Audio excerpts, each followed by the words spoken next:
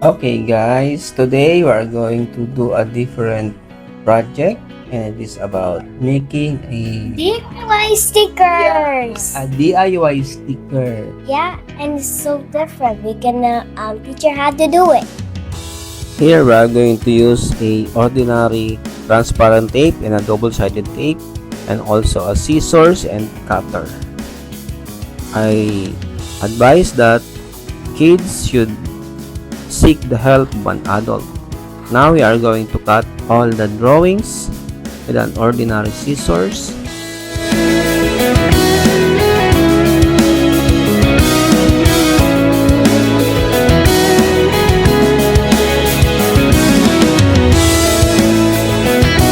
Okay, we are going to cut the excess paper on our sticker, the outside part.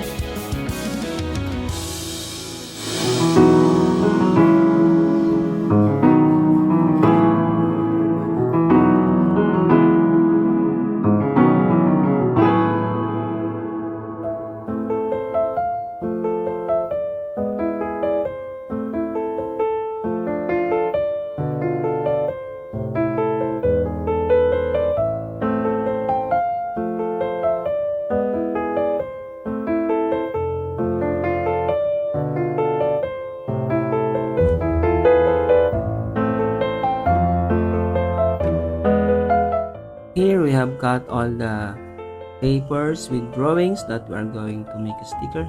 Here is the original. We are going to save this drawings later. We are not going to cut it.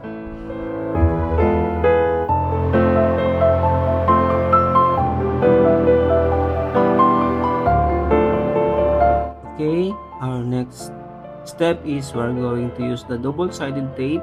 We are going to attach it at the back of every drawings that we have made. We are going to peel off the double-sided tape like this one.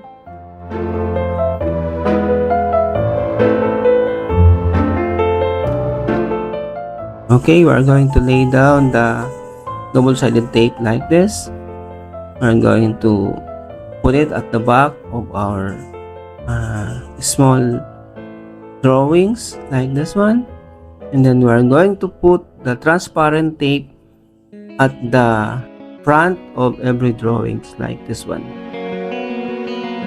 As you can see, we have assembled the double-sided tape at the back and the transparent tape at the front.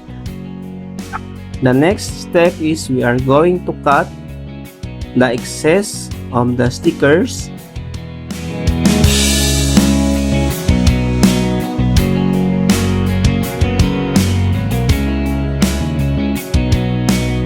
We are going to cut the outside part of the sticker, but we have to allow at least 0.1 millimeter so that the tape will be securely fastened to whatever object we are going to put the sticker. For those kids and little children watching, you have to ask an adult or your older brothers and sisters to help you because there are some sharp objects that you are going to use. Okay, we're gonna bring the notebooks and the sticker. Right, we're gonna put the sticker, but we're gonna move all off. Pretend I'm gonna stop and sing a girl praying.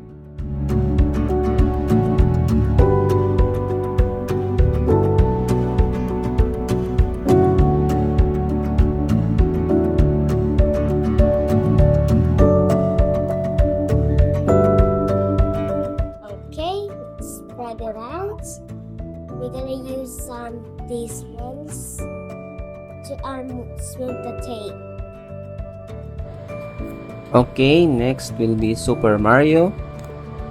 Just like what we did before, we're going to put the double-sided tape at the back of the drawing of Super Mario.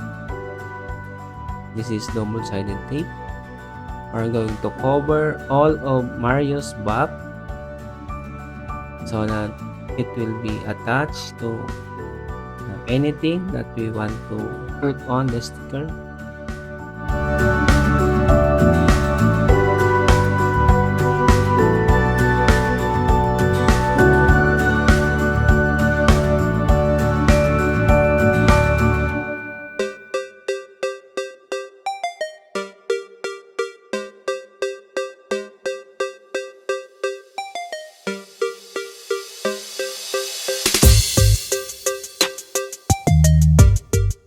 Next is we're going to put the transparent tape in front of our Super Mario drawing.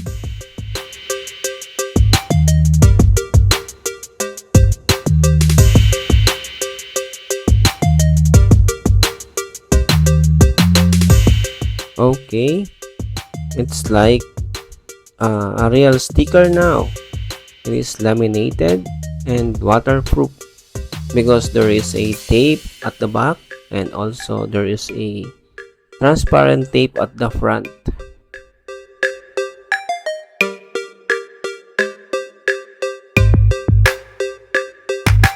And now the sticker is fully sealed by the transparent tape.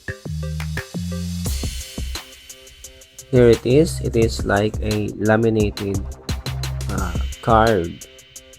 Then we are going to cut the excess tape, just what I mentioned before. We have to allow a 0.1 mm at the outer side of the sticker to fully seal the sticker from water when it is attached to anything that we want to attach.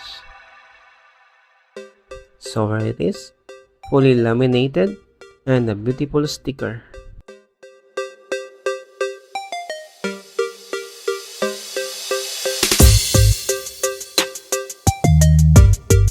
And here are the rest of the stickers. We already put transparent tape at the front and double-sided tape at the back. You can see that it is now like the regular stickers that we can bought from the market. We are going to put it now in my daughter's notebook. Okay, Awit, you can arrange that and peel off the back of every sticker. I will also put sticker in my laptop. Thank you for watching, guys. God bless us all.